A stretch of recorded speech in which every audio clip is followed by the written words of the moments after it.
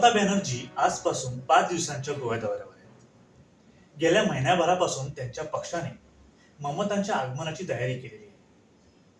बंगालमध्ये विजयी रणनीती बनवणाऱ्या प्रशांत किशोरचा संघ यासाठी मैदान तयार करत आहे. पुढील वर्षी होऊ घातलेल्या निवडणुकांपूर्वी ममता यांचा पक्ष भाजपशी लढण्याची तयारी करत आहे. ममता अचानक गोव्यात सक्रिय होण्याचे कारण काय? प्लॅन गोवा म्हणजे काय? ममता गोव्यात यशाची आशा का बाळगत आहेत? गोव्यात कोणते मोठे चेहरे टीएमसीशी संबंधित आहेत ते जाणून घेऊया. गेल्या वर्षी मे महिन्यात ममता बॅनर्जी यांचा पक्ष तृणमूल काँग्रेस बंगालमध्ये तिसऱ्यांदा सत्तेवर आला. पक्ष पुन्हा सत्तेत आल्यानंतर ममतांचे पुतणे आणि पक्षाचे सरचिटणीस अभिषेक बॅनर्जी यांनी पक्ष विस्ताराची घोषणा केली. बॅनर्जी म्हणाले की आता पक्ष इतर राज्यांमध्येही आपला पाया वाढवेल. या अंतर्गत गोव्यात महिनाभरापासून टीएमसी का सक्रिय आहे. प्रशांत किशोर यांच्या आयपॅक कंपनीतील सुमारे 200 लोक गोव्यात टीएमसीसाठी काम करत आहेत. राज्यात भाजपची सत्ता आहे.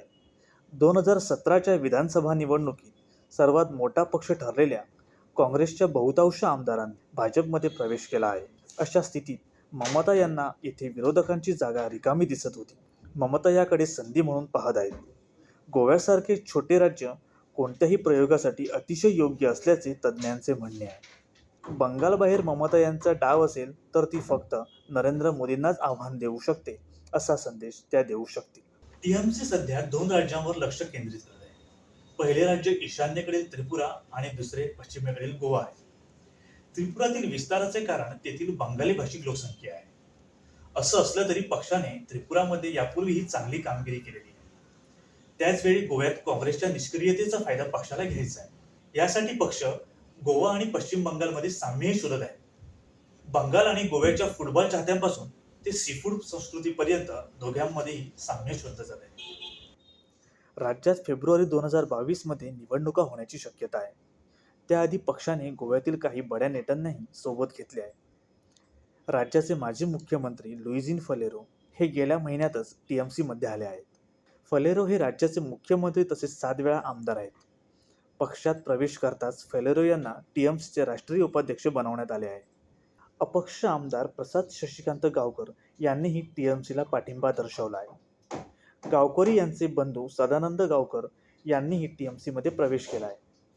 ममता यांचा पक्ष राज्यातील इतर अनेक बड्या नेत्यांच्या संपर्कात आहे. भाजप विरोधी प्रत्येक मोठ्या नेत्याला सोबत आणण्याचा तृणमूलचा प्रयत्न आहे. त्याचबरोबर भाजपच्या विरोधात सर्व जनता, पक्ष आणि संघटनांनी एकत्र येण्याचे आवाहनही त्यांनी केले आहे. आयपॅकचा संघ गेल्या 1 महिन्यापासून मैदान तयार करण्यात गुंतला आहे, ज्याचा आतापर्यंतचा रेकॉर्ड खूप चांगला आहे. टीएमसीच्या एका नेत्याचे म्हणणे आहे की राज्यातील भाजप सरकार विरोधात नाराजी आहे.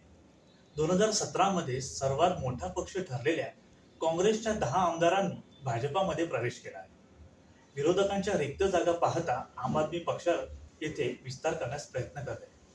या परिस्थितीत आम्हाला वाटते की टीएमसी राज्यातील जनतेला एक चांगला पर्याय देऊ शकेल. अर्पिता घोष यांच्या राजीनाम्यामुळे रिक्त झालेल्या जागेवरून टीएमसी गोव्यातील एका मोठ्या नेत्यालाही राज्यसभेवर पाठवू शकते असा दावा अहवालात करण्यात आला आहे. काँग्रेसमधून तृणमूल काँग्रेसमध्ये आलेल्या आसामच्या नेत्या सुष्मिता देव यांच्या बाबतीतही पक्षाने हेच केले आहे.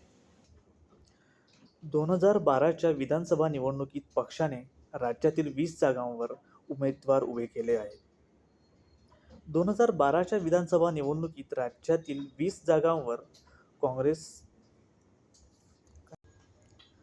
2012च्या विधानसभा निवडणुकीत पक्षाने राज्यातील 20 जागांवर उमेदवार उभे केले होते, परंतु त्यांना एकही जागा जिंकता आली नाही.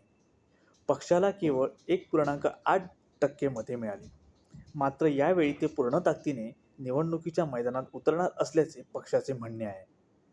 2017च्या विधानसभा निवडणुकीत काँग्रेस सर्वात मोठा पक्ष ठरला. 17 जागा मिळाल्या होत्या. 40 जागांच्या विधानसभेत भाजप 13 जागांसह दुसऱ्या क्रमांकावर होता. त्यानंतरही भाजपला सरकार स्थापन करण्यात यश आलं.